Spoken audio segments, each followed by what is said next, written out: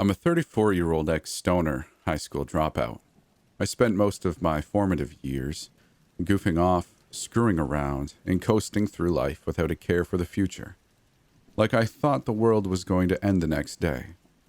When it became apparent that wasn't going to happen, when I finally matured somewhat and started taking things more seriously, it was already too late, and I was woefully unprepared for facing life in the real world.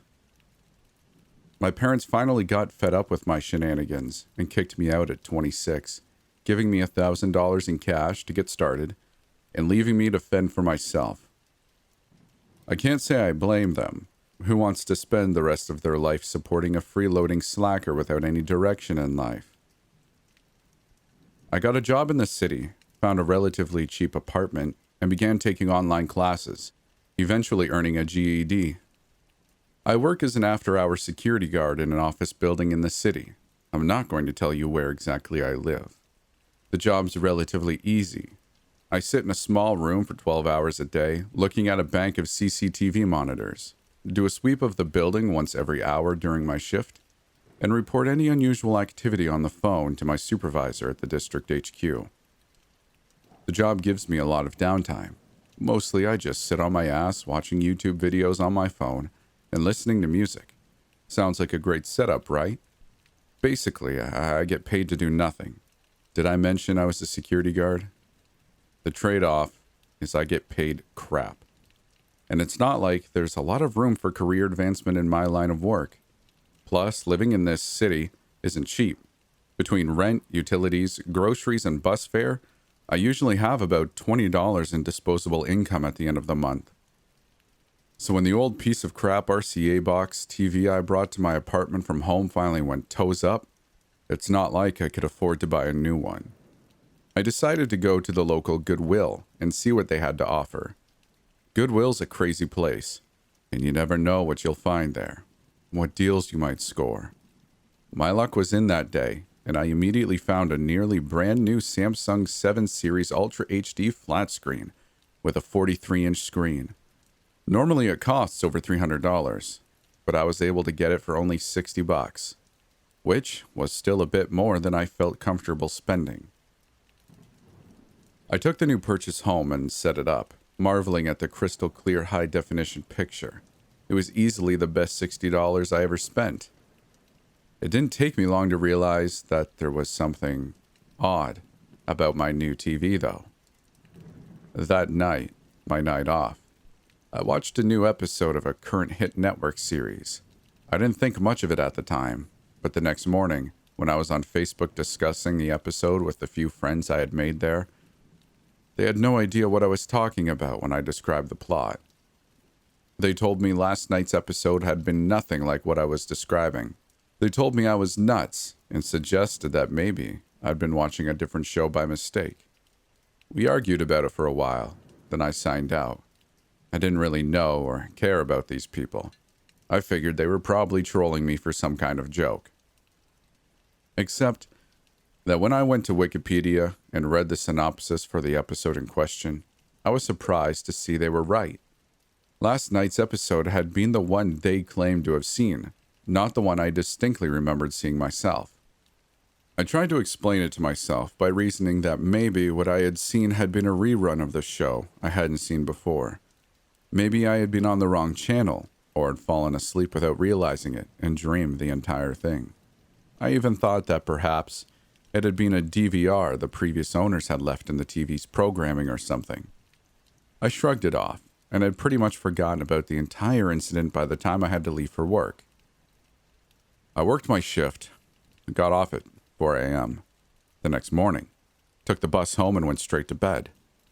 Late the next morning, while eating a breakfast of cold Pop-Tarts and some reheated leftover coffee from the previous morning. Yeah, I admit, I'm a bit of a slob, but hey, I'm a 30-something bachelor, give me a break. I flipped on my new TV and watched the news.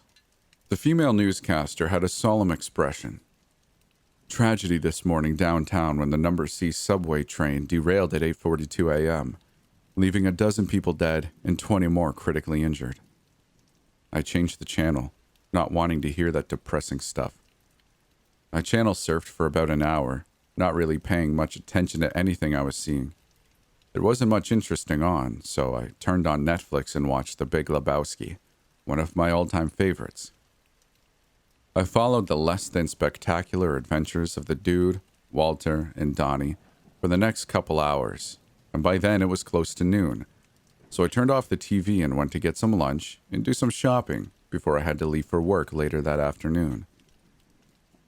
Later that day at work, I was down in the parking garage on my break, having a cigarette and shooting stuff with the garage attendant, a heavy-set, gray-haired older guy named Carl, who I had kind of made buddies with. In passing, I mentioned the subway accident earlier that morning, and he gave me a puzzled look. He said he hadn't heard anything about any subway derailment that day. He asked me which train had derailed, and I told him it had been the number C at 8:42 that morning. "You're crazy," he replied with a snort. "I took that train to work this morning at 8:30, and everything was just fine." I took out my phone to prove it to him and looked up that morning's news, but could find no mention of any subway derailments in the city. I got home early the next morning, feeling deeply troubled by what had happened. First, I had seen an episode of a TV show that no one else claimed had aired. Then I heard a news broadcast about a subway accident that had apparently never happened. What the hell was going on? Was I seeing things? Had I imagined it all? Maybe I wasn't getting enough sleep or something. Or maybe there was some kind of glitch in that TV. Maybe it was showing me old programming or something, and that subway derailment had actually happened in the past. I had some trouble getting to sleep that morning, feeling distinctly unsettled by what's going on. Nothing unusual happened for the next 5 days, mostly because I mainly watched movies and old syndicated shows on Netflix instead of current programming. I followed my usual weekly routine and had pretty much forgotten about the bizarre events of earlier that week by the time it was my night off and time for me to watch the same current TV series I had watched a week before. It was another new episode, a follow-up to the plot for the previous weeks. I watched it nonchalantly, then went to bed. I awoke the next morning to find my phone was packed with Facebook messages from the people in the group I had belonged to. Some of them were amazed, some of them curious, some of them seemed downright disturbed, maybe even a little frightened. All their messages boiled down basically to the same thing. How the hell had I known what the next episode was going to be about a week in advance? I was confused at first. Then, slowly, it dawned on me. I did a quick search for the synopsis of last night's episode. It wasn't the episode I had seen the previous evening. It was the episode I had seen the week before.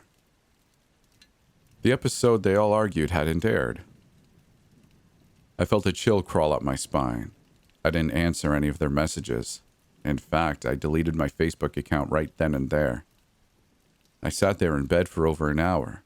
Even then, I still tried to rationalize what had happened. None of the people I knew on Facebook lived in the same city I did. I knew most TV shows film all the new season's episodes well in advance. Maybe the satellite that provided the network feed to the people who lived in my area had screwed up and skipped an episode, showing me the one that was supposed to air after it. It actually kind of made sense, to an extent. Even still, I didn't really feel in the mood for watching any TV that morning. I listened to music instead, while I did some much overdue chores, cleaning my apartment, doing my laundry, washing my dishes, then went downtown to run a few personal errands.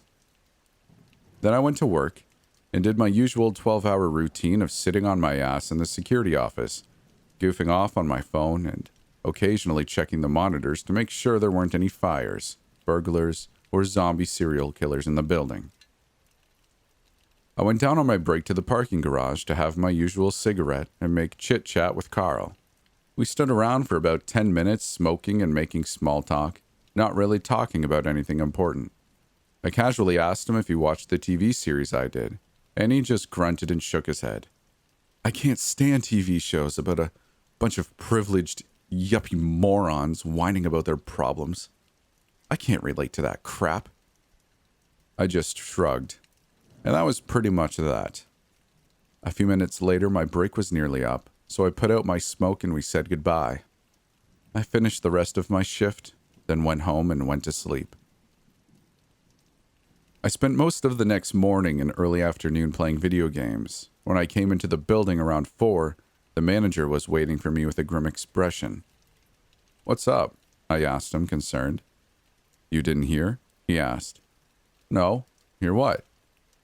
"Carl, the parking garage attendant's dead." I was shocked. "How?" "Didn't you see the news? He was killed in that subway train derailment this morning." I felt a sense of unreality wash over me, a feeling of déjà vu. I felt like I was having a dream. "What time did it happen?" I asked the manager, my voice sounding far away. "This morning, at 8:42. He was on his way to work." "Which train was it?" I asked him, already knowing the answer. "The C train." For a second, I felt lightheaded. I thought I was going to faint. I willed myself to clear my head and get a grip. I thanked the manager for telling me, expressing sadness at Carl's death. I clocked in at 4, then went into the security room and sat there in front of the monitors. My mind was reeling. It was apparent what was happening. Had been for some time, but I had been in denial before then. But now, in the face of Carl's death, I had to acknowledge the truth of it to myself. The TV I had bought secondhand from a Goodwill store for $60 could somehow, some way, receive broadcasts from a week into the future. Could, in effect, predict the future. I didn't know how. I didn't know why. And frankly, I didn't care. I sat there dwelling on this, considering the ramifications of it all. I felt a kernel of wild excitement building up within me as I thought of the possibilities. I had to force it down and keep myself in check. I could tell everything that was going to happen a week before it actually did. Sports scores, the weather, politics, natural disasters, crime, accidents. The list went on and on.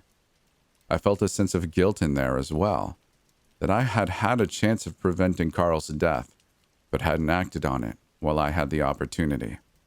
But told myself that even if I had accepted what was going on before the subway accident and tried to warn him, he wouldn't have believed me anyway. I thought of the good I could do with my newfound power to foresee future events. I could prevent crime, save lives. I could learn the outcome of the next presidential election a week before everyone else could. I could even... A wild idea suddenly occurred to me and I bolted upright, galvanized with excitement at the tempting plausibility of it. The Powerball lottery drawing was tonight at 11. The jackpot was currently at over 500 million. I debated it briefly in my mind, the morality and ethics of it, then said screw it to morality and ethics. I called my supervisor and told him in no uncertain terms where he could insert my job, then left the office building for the last time, feeling giddy and almost whimsical. I took the bus back home, knowing that I wouldn't have to rely on crappy public transportation for much longer. In a couple more weeks, I would be driving myself around in a new Rolls Royce. I raced up to my apartment and turned on my miraculous new TV, waiting anxiously with a pad and pen as the hours passed and 11 o'clock slowly crept around. I watched eagerly as the little plastic balls bounced around in their machine, jotting each of the lucky 6 on my pad as they rolled down the chute, one by one, into the clear glass tube. I stared in awe at the 6 numbers I had written down. In a week, I was going to be $500 million richer. I'd finally discovered a way to rig the lottery that not only worked but was perfectly legal.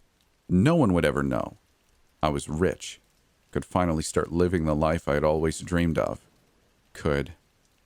On TV, there was a sudden interruption. A special news report.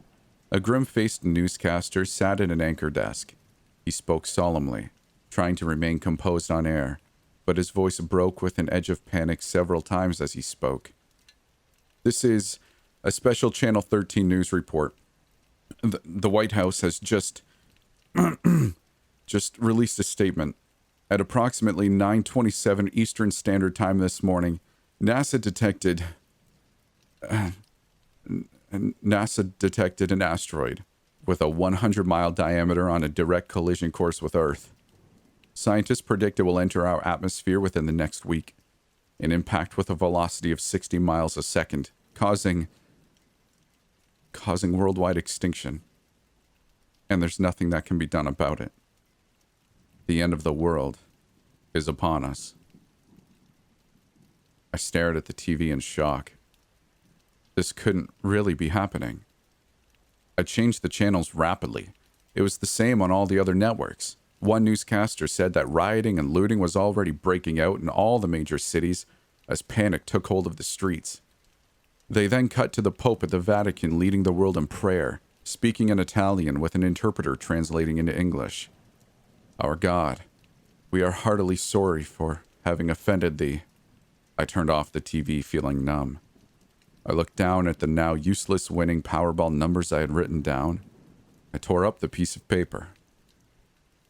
I went to the window and looked out at the calm city street below, then up at the night sky above. I stood there for a while, lost in thought.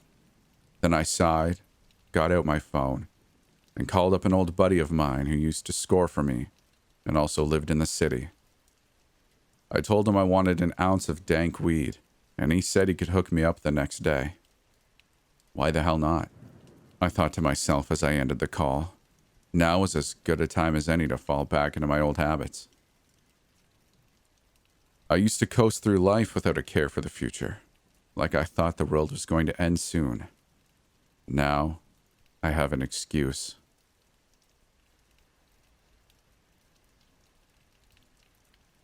Just between you and me, I used to hate our prisoners. You might think it made my job as a guard harder, but it actually helped. First thing you gotta understand is that they are criminal trash. A bunch of robbers, killers, and drug dealers who must be kept in line. You ain't gonna get them to respect you with kind words and hugs. That said, I must give it to them. They are smart.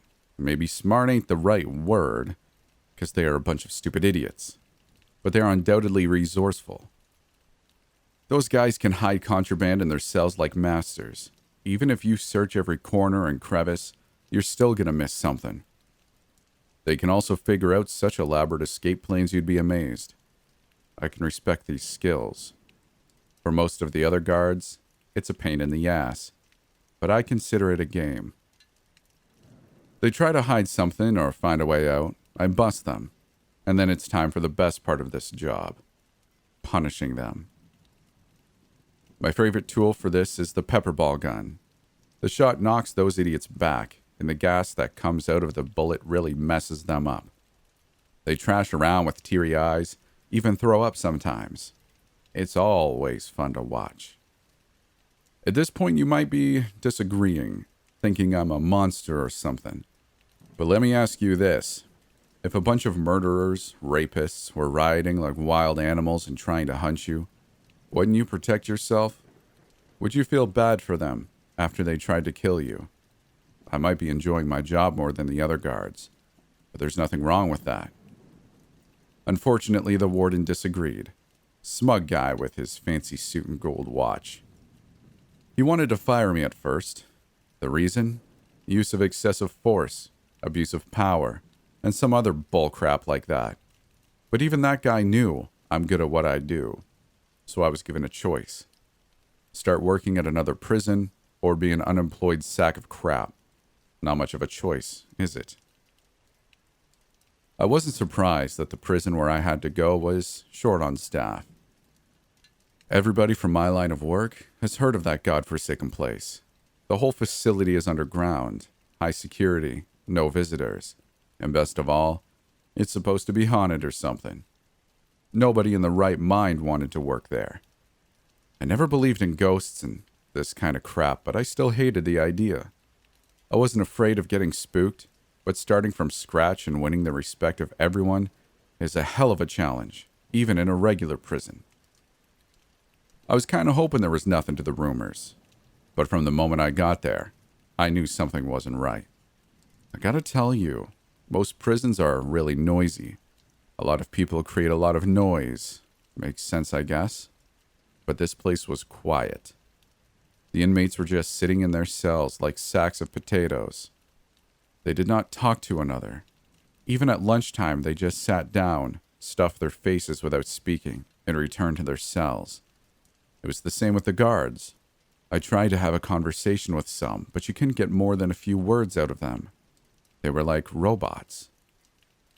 At least the job itself was a piece of cake. Almost too easy. Prisoners weren't harassing each other. They did not try to hide contraband in their cells or in their assholes. And they followed my instructions without a problem. Even out in the yard where most fights happen, they just walked around quietly. Now, you might think that I was happy to have such an easy life there, but it creeped me the hell out. It's not normal for humans to behave this way, and there was no logical explanation for it. It felt like I was the only sane person in the building, and everyone else was full of sedatives. I tried to speak to the prison nurse, asked her what the hell was going on. Would you mind telling me what's wrong with everyone here? Do you put something in the food or what? I asked, after I requested a session with her. She answered in a monotone voice. Our current population is 1,417 men, and all of them are perfectly healthy. Yeah, no kidding, lady. Now would you mind answering my question? She looked at me with her lifeless eyes and continued. The men that come in here search of change. We have to address their criminal thinking and lifestyle. Now, listen here. Do you put something in the food? A balanced diet includes foods from 5 groups and fulfills all of a person's nutritional needs. I realize she won't tell me anything useful. Maybe the whole thing had nothing to do with the food, but I was sure as hell that I would never touch anything from the canteen. I tried asking the other guards about the strange behavior of our prisoners too. I only got vague answers about how everything is normal and tranquil. Now, I ain't easy to scare, but damn it, that place gave me the creeps. I wanted to resign after my first week there, but my job has never been easier. No riots, no fights, no nothing. Just boring guard duty. So I decided to put on my big boy pants and try to ignore all the unsettling crap. Easier said than done. After a month there, it felt like I was going crazy. I started hearing strange noises all the time, unintelligible sounds, and odd noises coming from somewhere. I tried to find the source, but the volume of these noises didn't change, no matter where I went in the prison. Never too loud, but always there. Of course, the other guards couldn't hear it. They just said the same thing with that empty looks on their faces. The place is quiet, as all prisons should be. Damn idiots. It was around this time that an inmate from my former prison got transferred to us. His name was Michael Hill, but everyone used to call him Big Mac. He was about 7 feet tall and covered with tattoos. A fat guy, but as strong as an ox. I told you earlier how I loved to use the pepperball gun. Well, this beast could take multiple shots without flinching. And to make matters worse, he hated my guts. As soon as he saw me, the piece of crap started shouting, "Can't escape from me, you pussy. I came here for you, and mark my words, I'll gut you like a fish.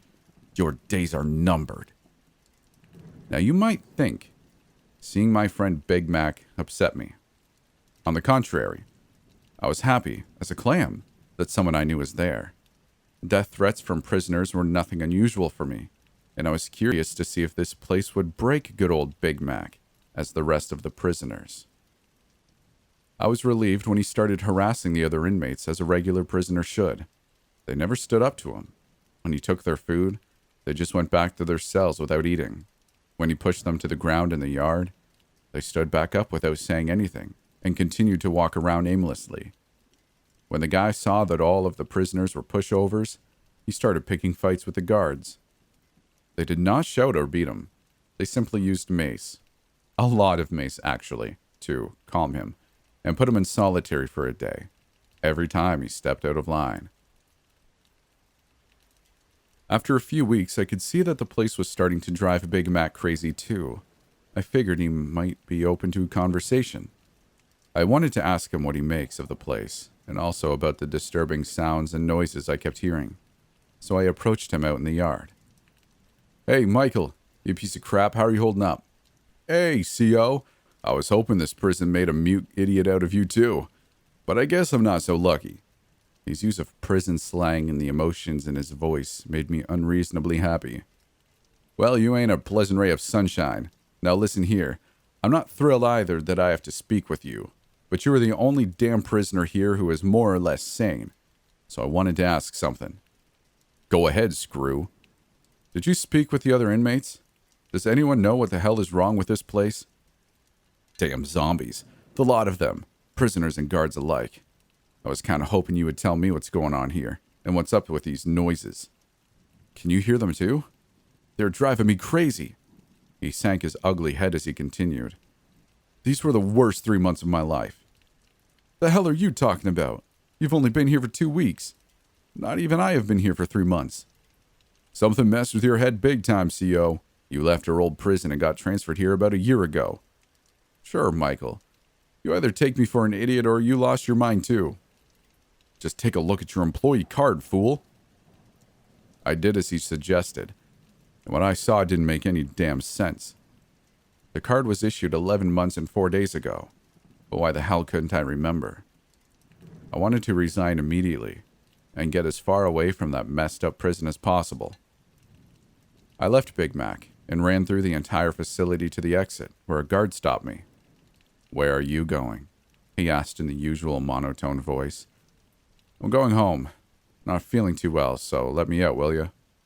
All correctional officers have living quarters within the prison grounds, but if you are ill, please go see the nurse first." Well, hell. He was right. Some of the memories came back to me. How could I forget? I've been living there with the other guards the entire time. I actually haven't left the place since I started working there. All this crazy stuff made me doubt. I wanted to sit down in my room and think things over. I walked through the concrete tunnel that connected the prison with the guards' quarters, turned right at the end, got into the elevator, exited on the -3rd floor, and entered room 307. I knew the way, yet I couldn't recall living there. I looked around and all of my stuff was there. My clothes in my wardrobe, my laptop on the desk, the poster of my favorite country band on the wall. It was my stuff, in my room, without a doubt. I tried to remember the things that happened in the last 11 months, but my head was a damn mess. Memories of myself eating in the staff canteen flashed before my eyes, and it made my stomach turn, but I realized it didn't matter anyway. They could have been stuffing me full of different drugs without me remembering it. As I was thinking, I could swear the noises I've been hearing got louder than ever before. Did these noises have anything to do with my memory loss? I didn't really care. Only one thing mattered to me at that point. Getting the hell out of there. Now, I ain't dumb. It was obvious they wouldn't let me go if I asked nicely. Officially, I might have been a guard, but in reality, they were trying to make a brainwashed zombie out of me. But luckily, my mind was too much for them to handle. I started to think about escape routes, but the whole damn building was underground. There was no internet or phone service either. The place was totally isolated from the outside world. I'll be honest with you, I was scared. I never had to think about this stuff before. My job was to prevent the prisoners from getting out, not figuring out ways to escape. But I knew who could help me, even if the thought made me sick.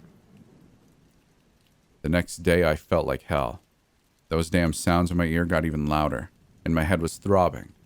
It didn't help that as I opened my door, one of the other guards greeted me with the usual expressionless face and voice.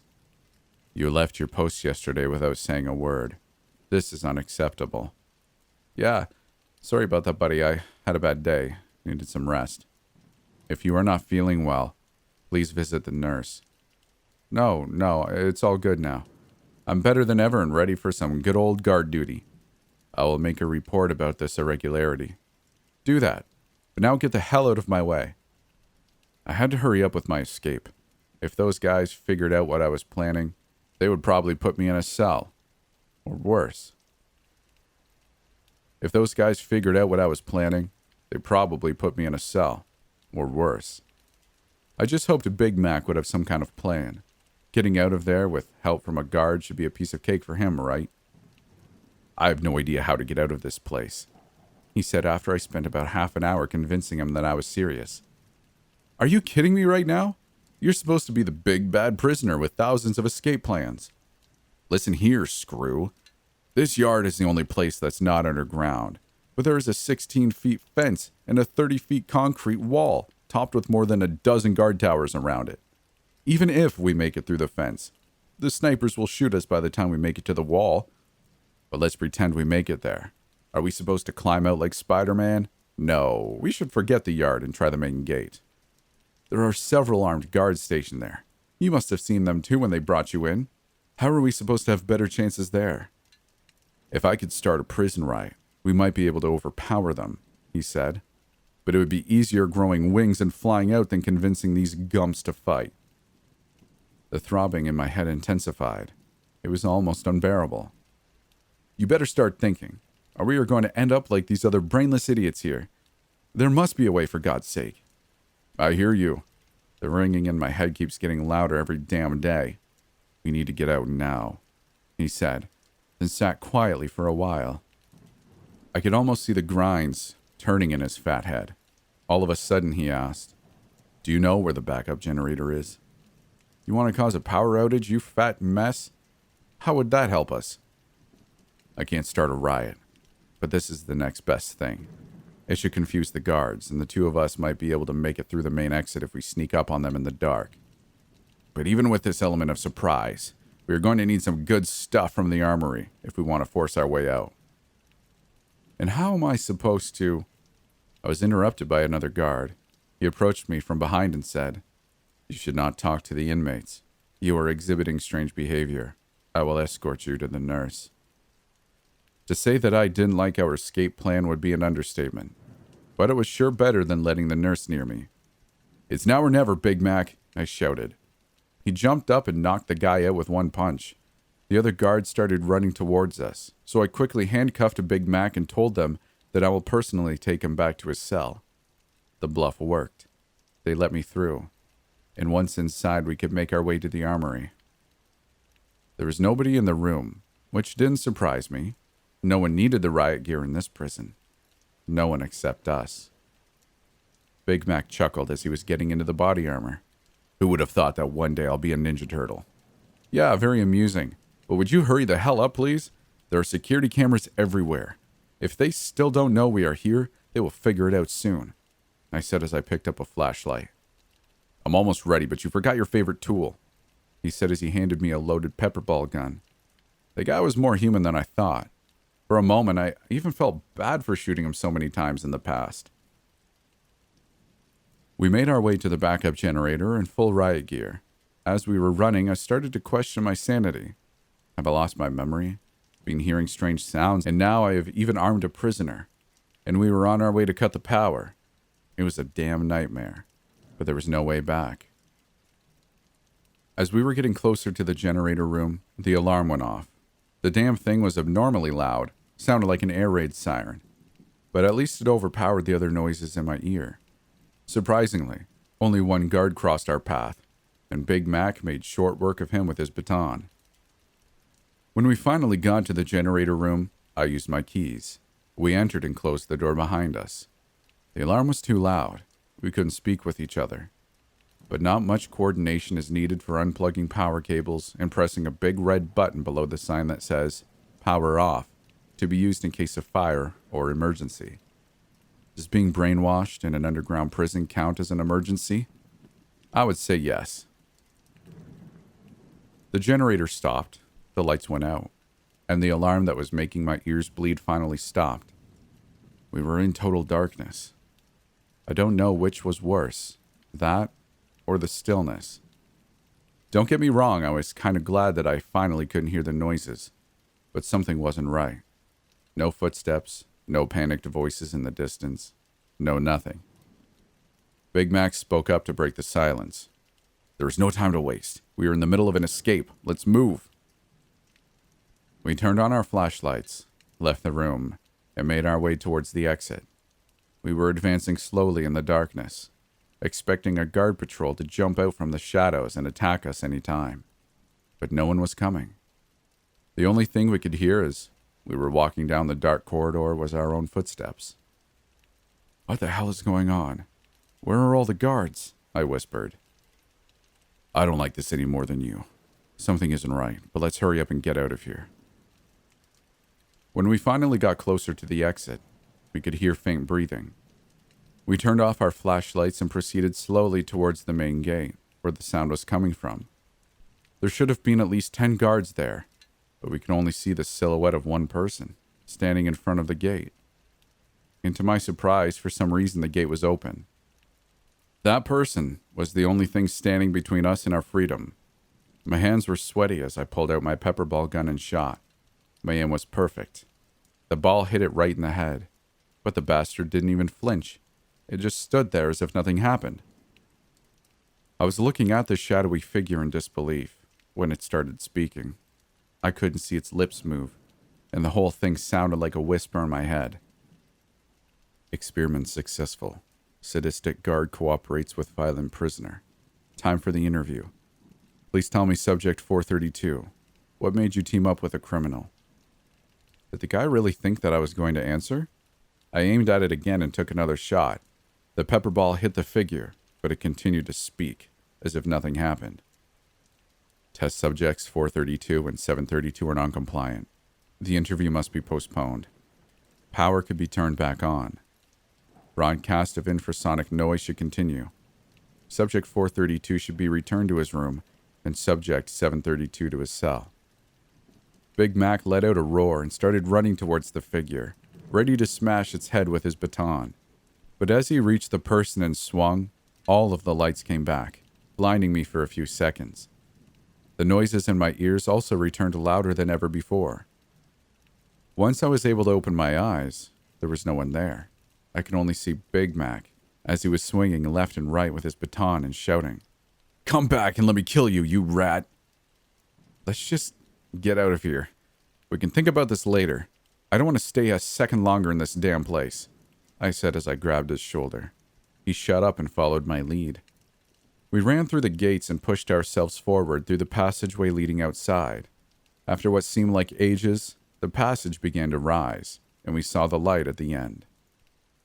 My memories are a bit fuzzy, but I can remember how great the sun felt as we made it outside. The relief that nobody was following us. The excitement as Big Mac was hot wiring a car in the parking lot in front of the prison. The happiness as we were finally riding on the highway, and the refreshing taste of the beers we bought at a gas station to celebrate. I must admit, it was almost too easy. I had the feeling that they were letting us go, but hey, don't look a gift horse in the mouth, right? The only thing that's bothering me is I still hear these damn noises. I tell you, it is driving me insane. That's why I'm here, nurse. I told you everything just as you asked me to. But I doubt some bullcrap advice can help me. Just prescribe me some strong pills. I needed to relax a bit. I've been on the run for... Now that I think about it, I can't really remember. How did I even get here? You look awfully familiar. What the hell? The shadowy figure at the gate? I couldn't quite see its face, but it looked like you. In this room. No windows? Am I still in the prison? No. It's getting louder. No, please. Make it stop, please. I shall return to my quarters. Please let me know when I can resume my work. Thank you. Interview notes. Reprogramming the brain of test subject 432 through psychological conditioning using infrasonic noise met the modeled goal. The subject believed the escape attempt was successful. Loss of short and long-term memories within the expected range. Aggression level decreased, and empathetic tendency level increased. Further conditioning is not required. Subject 432 can return to his daily tasks.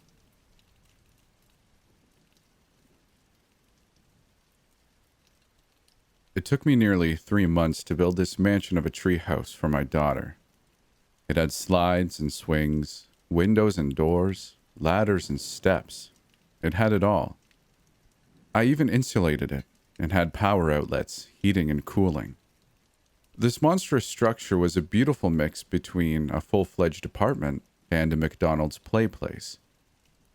I was incredibly proud of it, but I must say that it fully solidified the truth in her words. Whenever my wife told me that I sometimes way overdo things. Truth be told, it only made her more right, since our daughter was only 4 years old. By the time I finished building the treehouse, there were only a few nice days left in the fall before snow hit, and my daughter only got those few days to play outside in my creation. Even though I did install heating in it, my daughter wasn't a big fan of going outside to play in the snow, unless we turned it into a big event to go sledding somewhere. This was slightly disappointing to me, but she was only 4, so I understood. When the snow melted and the temperature climbed again, she was out there playing in it almost instantly. This made me happy to see how excited she was with what I had made for her. For about a week, it was even difficult to get her to come back inside to eat and sleep.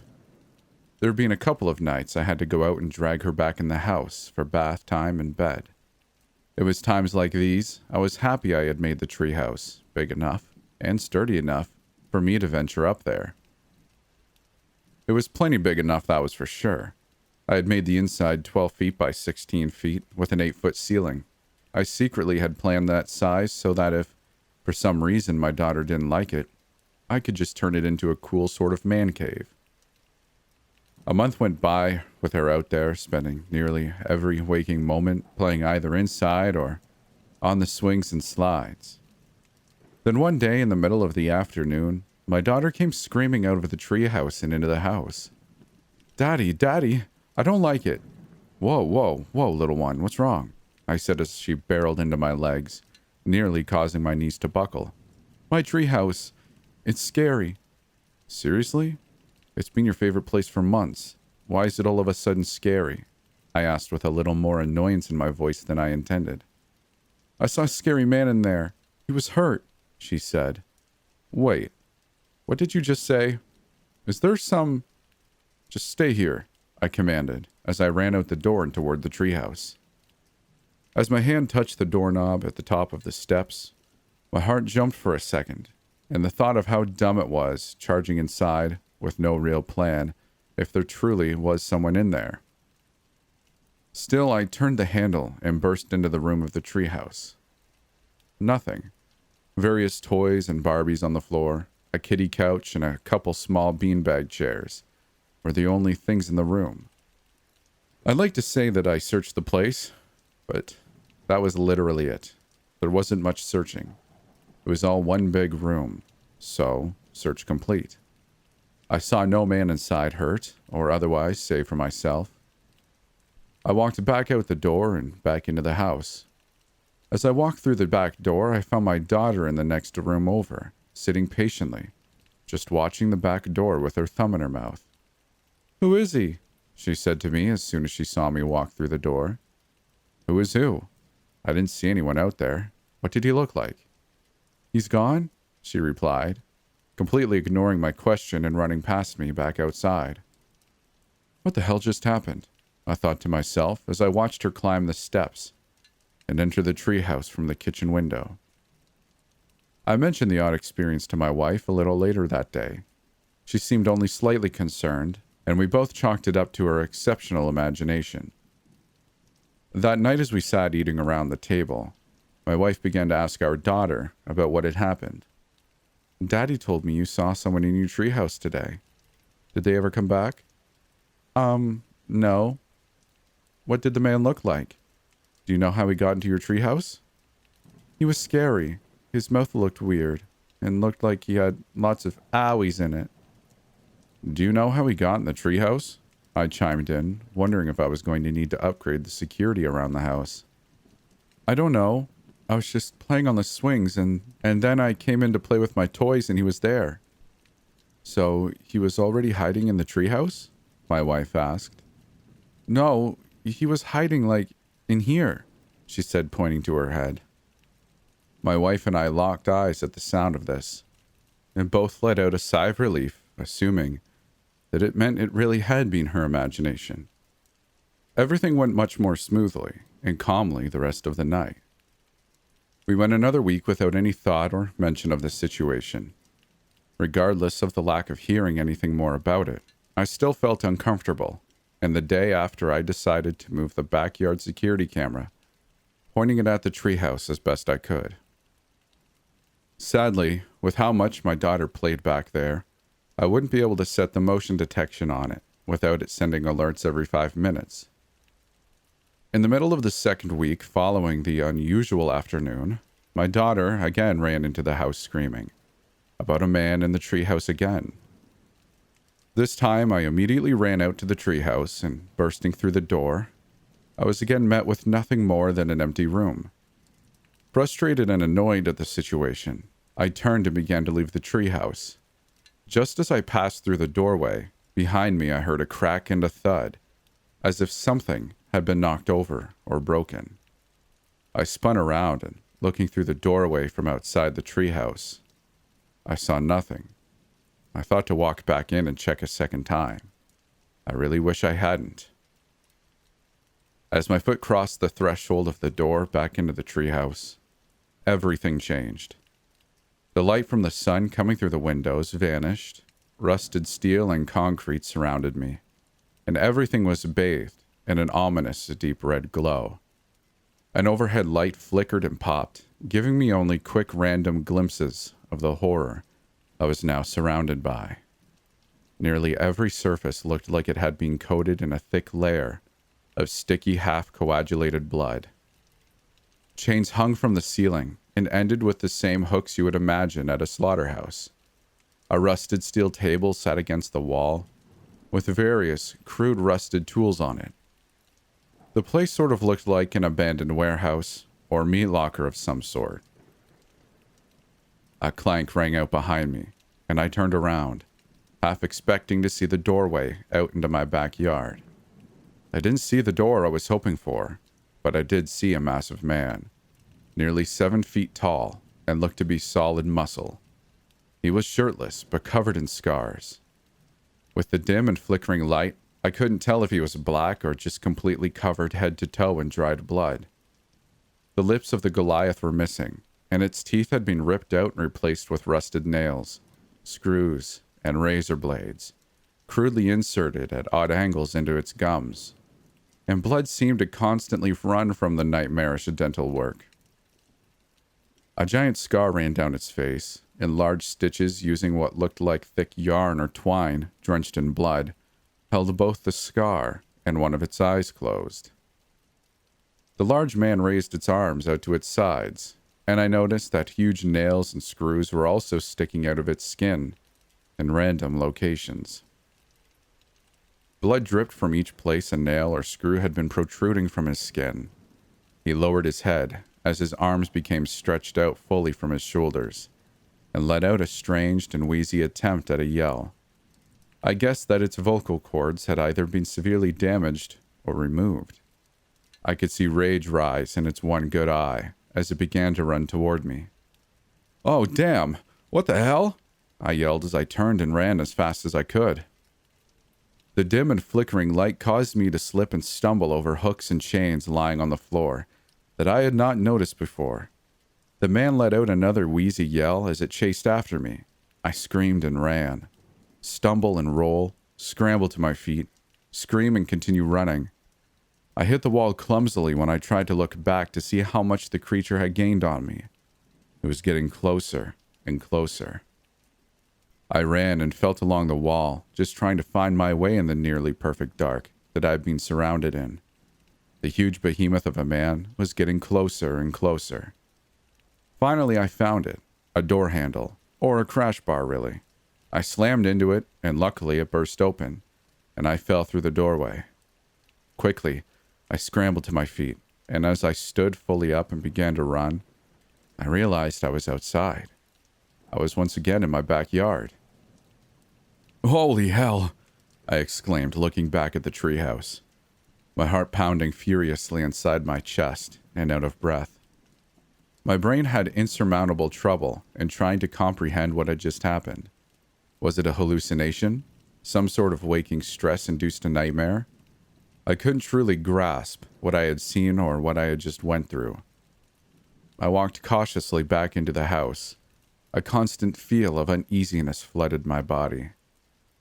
My wife, standing at the back door, saw the look on my face and asked if I had seen anything in the treehouse. I nervously chuckled at her choice of words, but not knowing how to explain, I just told her no, I hadn't. My daughter wanted to go back out the next day, and I refused to let her go out there alone. When we got out there, I stepped through the doorway first, telling my daughter to stand back and wait for a second. Nothing happened. I stood just inside the doorway and let my daughter enter, while I scanned the room looking for anything out of the ordinary. She seemed completely unaffected as she walked in and instantly began playing on the floor with her toys. As I saw this, I decided to merely shrug off my previous experience as my own temporary psychosis.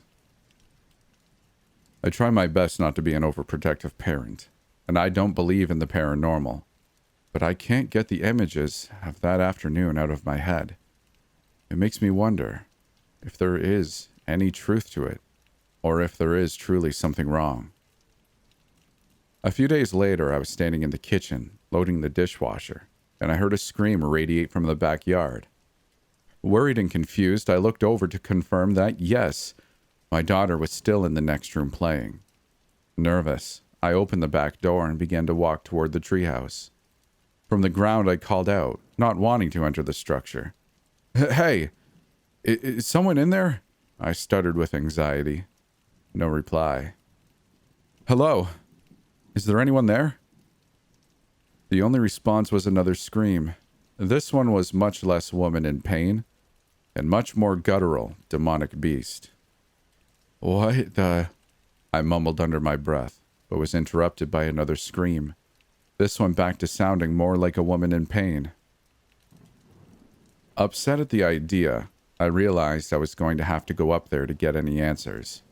My body trembled as I forced myself up the steps, my brain screaming at me in reluctance to enter. I held my breath and closed my eyes, as my hand grasped and turned the handle to the door. I opened the door, and after a few seconds, exhaled and opened my eyes. There was nothing. It was just as my daughter had left it a few days ago. Holy hell, I'm completely losing my mind, I said to myself, as I stood there looking through the door into the essentially empty room. I really need to get my crap together. This is getting embarrassing. I turned to walk back into the house, and the corner of my eye caught something inside the room. I looked back and recognized a small stuffed pink squid lying on the floor next to the couch. "Damn it, child. I told you not to bring your stuffed animals out here," I said to myself under my breath, as I began to walk in to grab it. Again, as I stepped through the doorway, the light faded. The red glow and flickering light returned, and screams bellowed out around me. Excruciating, horrific screams of pain filled the air. I was back in that hellish warehouse once again. My first thought was to run out for the door. My first thought was to run for the door again, but looking in that direction, it was gone. The place that held my escape was now nothing but flat, blood-covered concrete wall. Anxiety and fear rose in my throat as another scream flooded the room, and I looked around to find its source. On a table in the middle of the room lay a woman. The giant of a man was on top of her, straddling her. Her chest and ribs had been cut and ripped from her body, exposing her organs. A huge rusted knife was stabbed into the side of her neck, and I had no idea how it was possible she was still alive, let alone still screaming. The man was taking handfuls of her intestines and pulling them from her body. He was wrapping her organs around himself and stroking himself with them. He looked toward the sky, and with his mouth gaping, that loud, guttural yell vibrated from the room. After a few strokes, he would throw the chunk of intestine or other organ across the room. It would splat as it hit the wall or floor, and he would grab another handful and rip it from her open chest.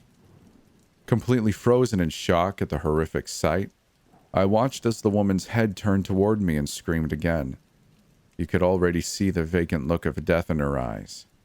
Just as she looked toward me, a chunk of stomach came flying at me and splatted against the ground near my feet.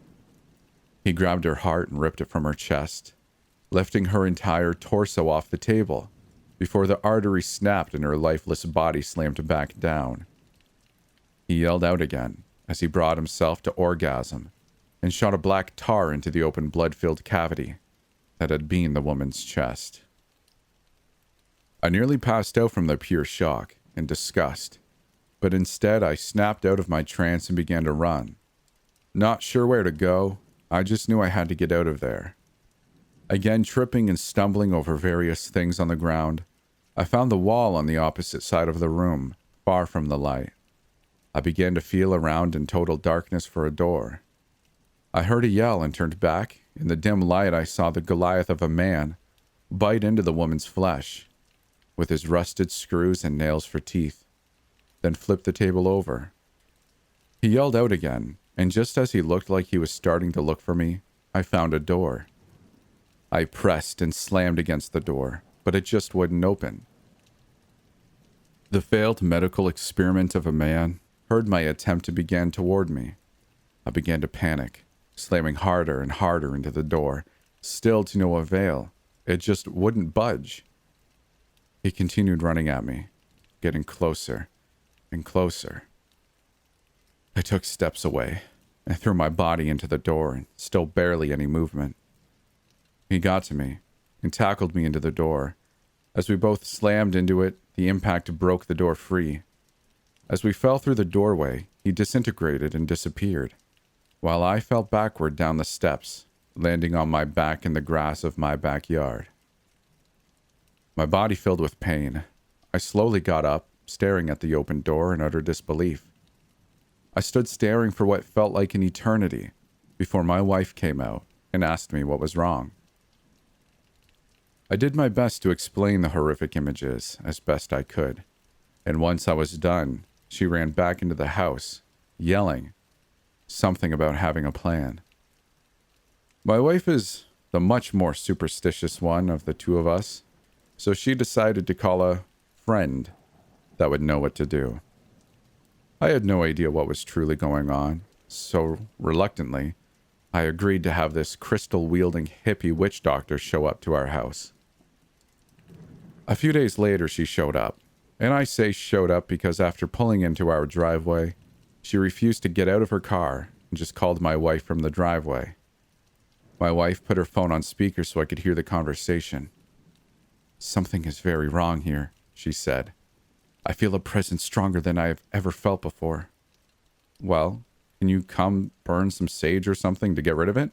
my wife said. "No, absolutely not. I'm not leaving my car.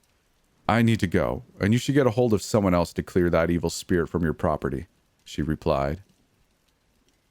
"Can you come in the house and talk to us?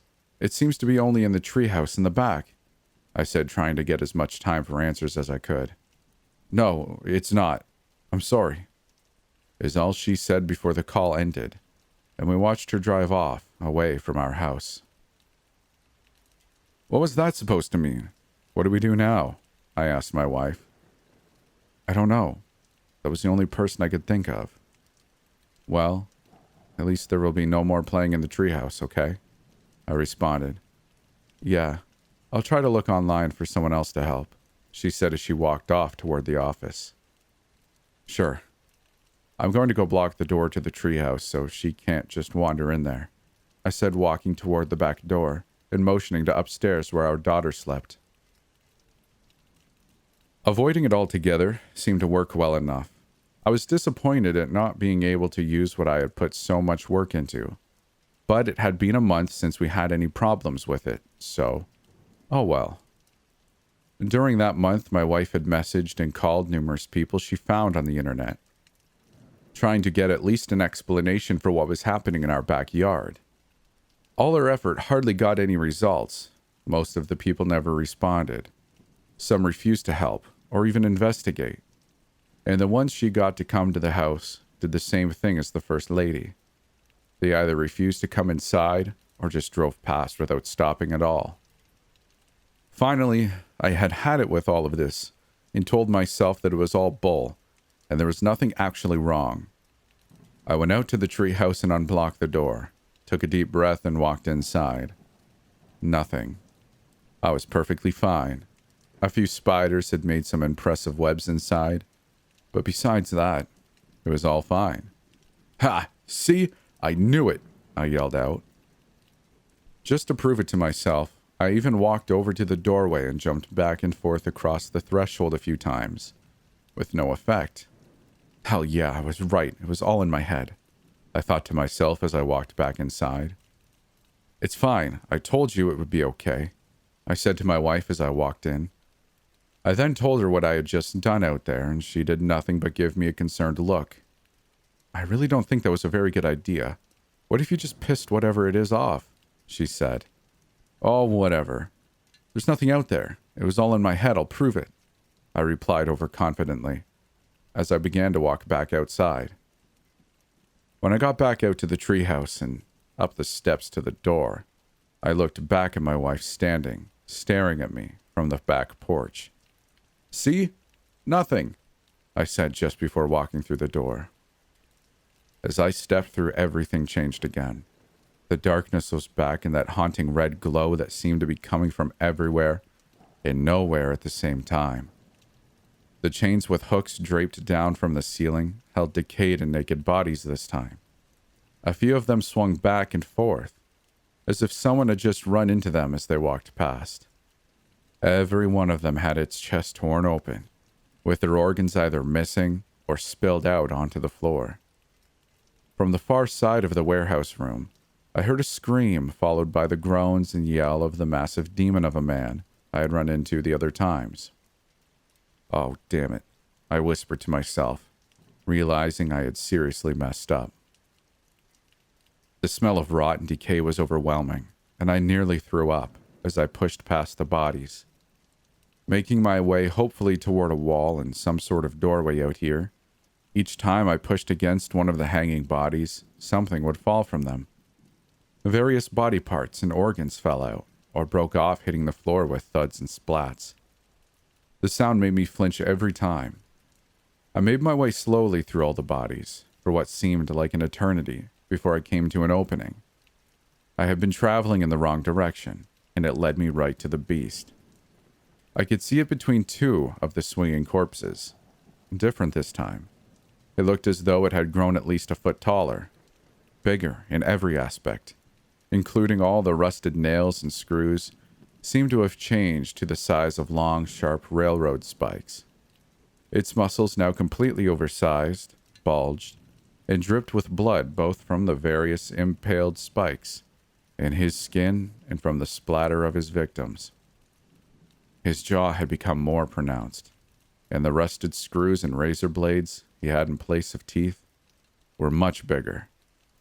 He also now had large rusted metal bloodied horns that looked like twisted rebar jetting from the top of his head. I caught the horrified look from the man laying naked on the table, just before the beast grabbed his skin at the top of his chest and ripped it down and away from his body, like tearing off a shirt. The beast looked toward the sky and dangled the skin over his face, letting the blood drip all over him, before dropping the skin into his mouth and swallowing it whole. The man on the table began to scream in pain, but his cries were cut short as the beast leaned down and bit into the man's throat. Somehow still alive and alert, all the man could do was sputter blood from the gaping wound where his throat used to be. My heart felt like it was going to burst through my chest. It was beating so hard and so fast. I couldn't have held my eyes open any wider in terror. All I wanted to do was look away and run, but the horror of what I was seeing rooted me to the spot, and I felt paralyzed. The beast roared in the man's face, and it began to bellow a deep and haunting sound I could only describe as some sort of demonic laugh. It got louder as it again looked toward the sky, and after a few seconds, it suddenly snapped its head back down and ripped both arms from the man's body at once, sending arcs of blood flying through the air. It threw one arm off and into the distance, and took a huge bite out of the other before also throwing it away. The man, now having no way to make any noise, just sputtered more blood from his throat in response to the pain. I watched on in shock, knowing I really needed to get the hell out of there, as the beast leaned in and seemed to study the man's face. The beast's thick, black saliva dripping onto him as he held his gaze, mere inches apart. Another roar exploded from the creature's mouth, and my shock suddenly broke. I began to move as quickly and quietly as I could through the bodies, in the opposite direction, desperately looking for a wall or door. The sound of ripping came from behind me, and shortly after I was hit in the back by part of a leg, with a huge bite taken out. There wasn't much of the man on the table left, and I knew that meant I was very quickly running out of time, before he would be looking for someone else to put on that table next. Now covered in blood and viscera from pushing through all the corpses, I finally made it to a wall. Sadly, I found no door, and began to run down the wall. My finger slid along it, hoping to feel a door. In my panic, I ran straight into another wall as I came to the corner of the room. As I hit the wall with a loud thud and fell back, another roar emitted from the center of the room. I stood back up, and placing my hand on the new wall, began to run down it. My footsteps making so much noise now as I panicked, running along the wall. I heard chains begin to swing, and I knew that the beast was on the move. Damn it, damn it, damn it, I mumbled to myself as I ran.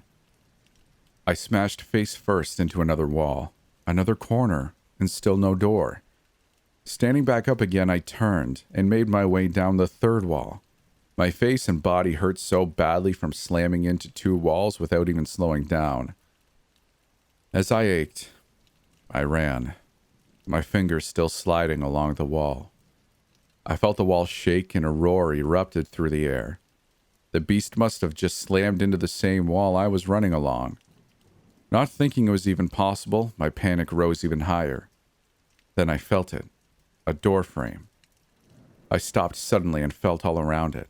It was another crash bar handle, and I stepped back and kicked with all my might at the bar. My heart racing as I began to just barely make out, in the red glow, bodies on chains swinging, as something was tossing them aside as it came directly for me. I kicked at the crash bar a third time, and the door flew open, as if someone had opened it from the other side, before my foot made contact. The force of my kick caused me to fall forward through the suddenly opened doorway, and I came tumbling down the steps to the treehouse, landing in the grass. My wife let out a scream as I came flying through the doorway, and ran to me as I hit the ground at the bottom of the steps. "What the hell just happened? Why are you covered in blood? Are you okay? Should I call the ambulance?" I looked down at my body, and she was right. I was still covered in all of the blood and guts I had picked up pushing through all the hanging bodies. "Screw this," I exclaimed, as my wife helped me to my feet, and I hobbled off to the garage. My wife stood at the bottom of the steps staring up at the door to the treehouse, as I came back from the garage carrying a gas can. I told my wife to move out of the way and to grab a lighter as I started pouring gasoline all over the treehouse as best I could, without stepping inside again. I poured half of the can everywhere I could reach, and threw the other half, can and all, through the doorway and into the treehouse. Still not really knowing what was going on, my wife stood in the grass holding a box of matches, and as I returned to her side, I took them out of her hand. I struck one match and dropped it back in the box.